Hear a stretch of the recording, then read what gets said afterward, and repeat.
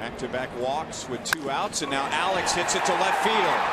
Cain will score, and that is RBI number 500 for Alex Gordon, and the Royals lead 1-0 in the 6th inning. Danny, you brought a run up here in the booth. Way to go. That's what I came for. That's right. What a stroke, too. Stayed inside that ball and hit a laser right over Castro's head, the shortstop. Oh, look at his body position here. He's kept his head down. Nice head position. He acted like he wanted to do that from the very beginning. He toed in that box. Very nice swing. Nice and under control. Hands go back, foot goes down, head stays there. Voila. 1 run for Ventura. That might be all he needs. And the crowd is all over Joe Madden. He brought in a lefty for a lefty. And Alex Gordon gives the Royals the lead, and now the Cubs will make another pitching change.